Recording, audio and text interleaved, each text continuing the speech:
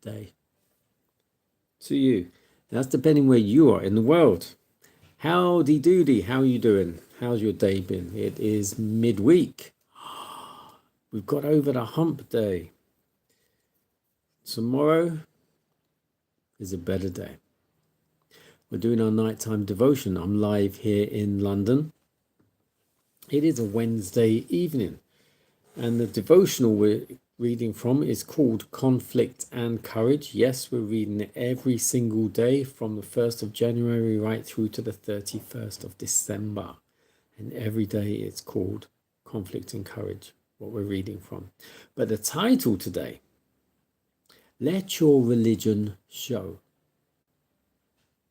The script reading is taken from Philippians 2, verse 15.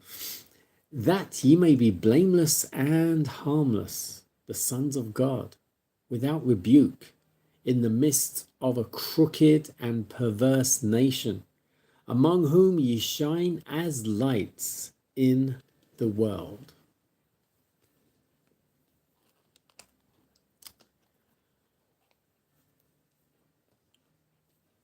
Abraham was honored by the surrounding nations as a mighty prince and a wise and able chief.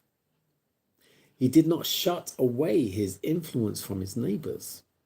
His life and character, in their marked contrast with those of the worshippers of idols, exerted a telling influence in favor of true faith. His allegiance to God was unswerving, while his affability and benevolence inspired confidence and friendship, and his unaffected greatness commanded respect and honor. His religion was not held as a precious treasure to be jealously guarded and enjoyed solely by the possessor. True religion cannot be thus held, for such a spirit is contrary to the principles of the gospel. While Christ is dwelling in the heart, it is impossible to conceal the light of his presence, for that light to grow dim. On the contrary, it will grow brighter and brighter as day by day the mists of selfishness and sin envelope the soul are dispelled by the bright beams of the sun of righteousness. The people of God are his representatives on the earth, and he intends that they shall be lights in the moral darkness of this world. Scattered all over the country, in the towns, cities, and the villages, they are God's witnesses and the channels through which we will communicate to an unbelieving world the knowledge of his will and the wonders of his grace. It is his plan, our Father, that all who are partakers of the great salvation shall be missionaries for him. The piety of the Christian constitutes the standard by which worldlings judge the gospel.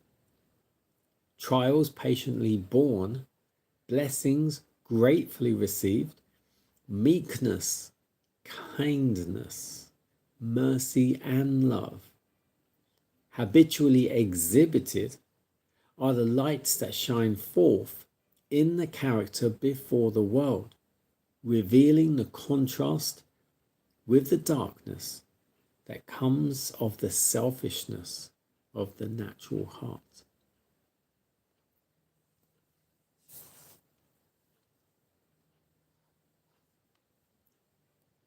Let your religion show.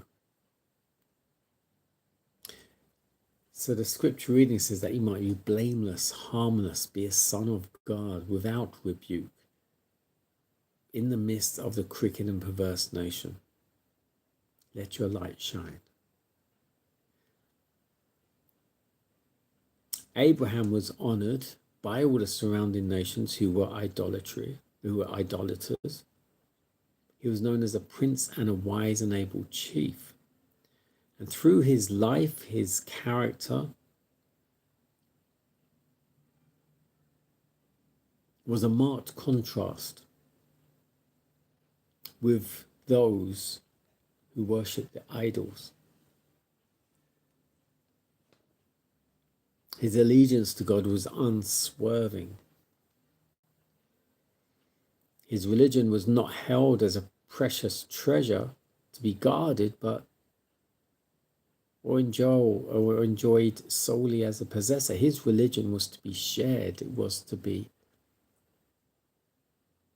shared, and that others would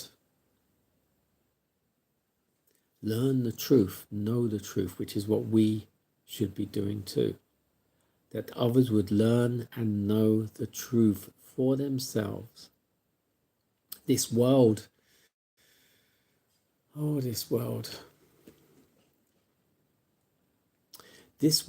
is so deceiving. Everything that they consume us with, they consume our time with, they consume our attention with. And I love football. And you Americans call it soccer, but I love football. English. I'm in England. We call it football. In the Premier League. Yes, I love football, but it's vanity. What is it? It's a business. It's just for entertainment. Entertainment. It taints our senses. Takes up precious memory in our minds. Our minds are full of what? All that rubbish. Our minds are full of remembering movies, remembering foolish songs, remembering foolish information and knowledge that is nonsensical at the best of times.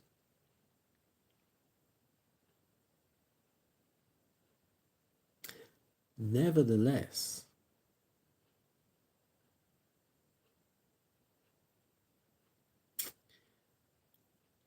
we can fill our brains with the scripture, fill our minds with a view that the new knowledge we have will push out all the rubbish knowledge that shouldn't be there.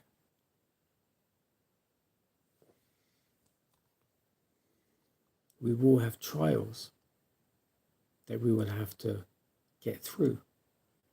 And we will get blessings we will gratefully receive, which will breed meekness, kindness, mercy, and love that we can exhibit happily. And our lights will shine so that others' lights may be ignited and rekindled. God bless you.